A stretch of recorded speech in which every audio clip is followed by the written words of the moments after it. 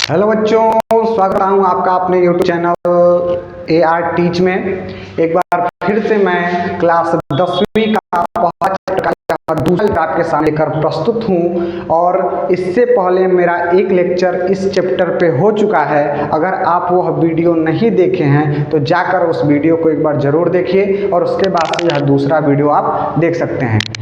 हमने कल रासायनिक अभिक्रिया के बारे में हल्का फुल्का चर्चा किया था कि रासायनिक अभिक्रिया क्या होती है, रासायनिक अभिक्रिया किसे कहते हैं, और हम रासायनिक अभिक्रिया का एक एग्जाम्पल आप लोगों को पढ़ाए थे।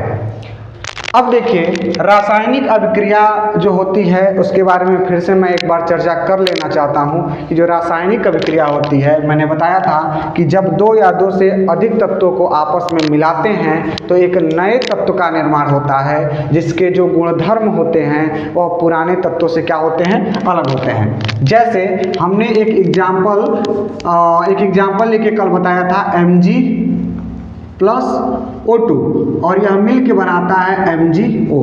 ठीक है, मैग्नीज और ऑक्सीजन जब आपस में क्रिया करते हैं तो मैग्नीज ऑक्साइड का निर्माण होता है, जो राख के रूप का मिलता है। तो अब देखिए, मैग्नीज जो होता है, जब मैग्नीज को एक रिबन आता है, मैग्नीज को जब हम जलाते हैं तो वह ऑक्सीजन से क्रिया करता है और उसके बाद जलने के बाद मैग्नीज ऑक्साइड नाम का एक ऑक्साइड प्राप्त होता है, राख के रूप का, जो एक पदार्थ होता है। तो हमने कहा कि यह जो क्रिया हो रही है यह रासायनिक अभिक्रिया हो रही है, यानी दो तत्व आपस में मिल रहे हैं और उससे एक नया तत्व बन रहा है, जिसको हम कहते हैं रासायनिक अभिक्रिया।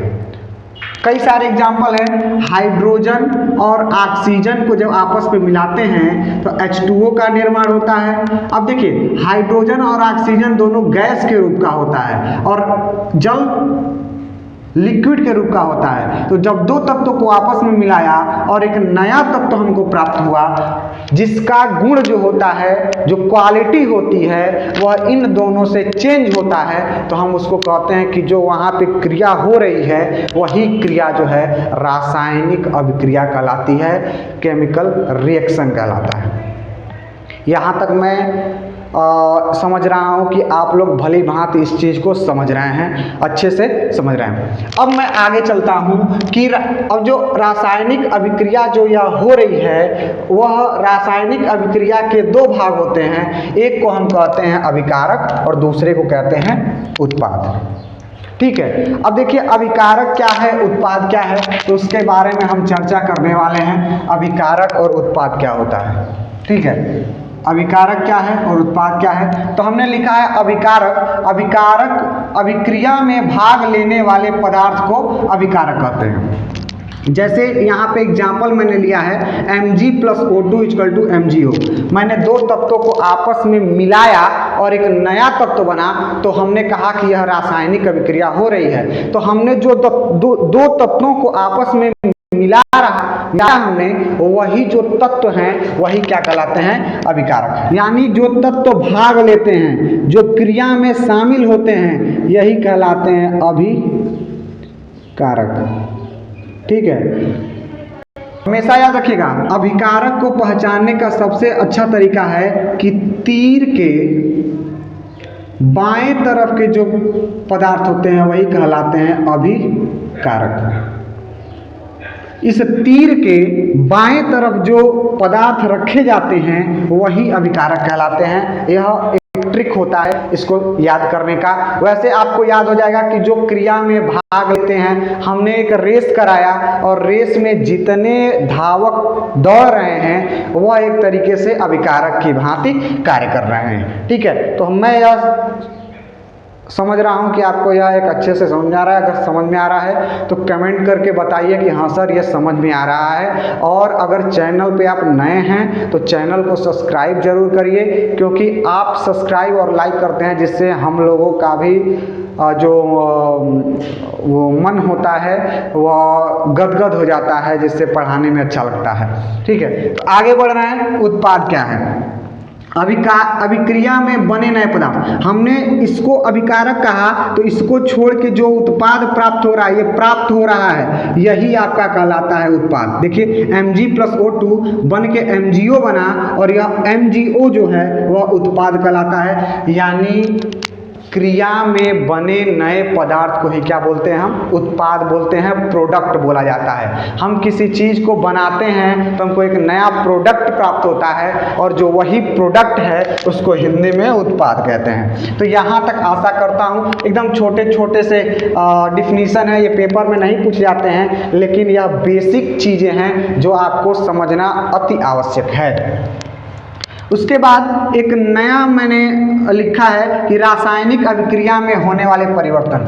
रासायनिक अभिक्रिया होती है, मान लीजिए हमने कहा कि हम कैसे पहचानेंगे कि रासायनिक अभिक्रिया हो रही है। सर जी ने बताया कि जब दो पदार्थ आपस में मिलेंगे तो एक नया पदार्थ बनेगा और उसका जो गुणधर्म है पुराने वाले से अलग होगा, तो हम कह देंगे कि रासायनिक अभिक्रिया है। लेकिन इसके 2-3 परिवर्तन भी आपको देखने को अगर मिले तो आप उसके लक्षण को देखकर भी बता सकते हैं कि इसमें रासायनिक अभिक्रिया हो रही है।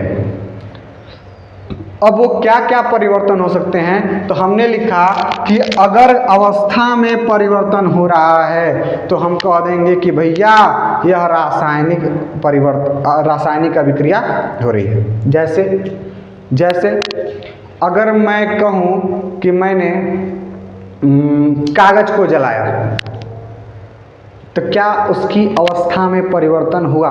कागज की अवस्था में क्या हुआ? परिवर्तन हुआ, तो वह रासायनिक अभिक्रिया कहलाएगी। पहले वह कागज के रूप में था, अब वह राख के रूप में बदल गया, तो उसमें परिवर्तन, अवस्था में उसके परिवर्तन हो रही है, यानी उसमें रासायनिक अभिक्रिया हुई होगी।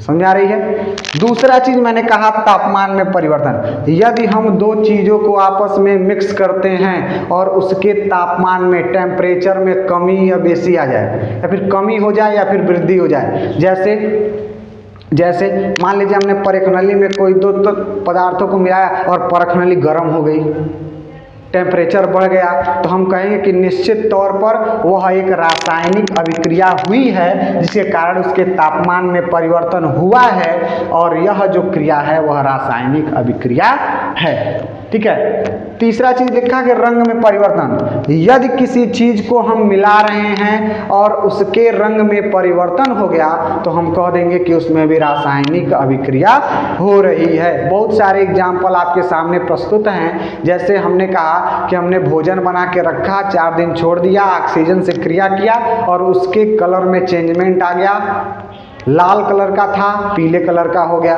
तो उसके जो कलर है उसमें चेंजमेंट हो गया।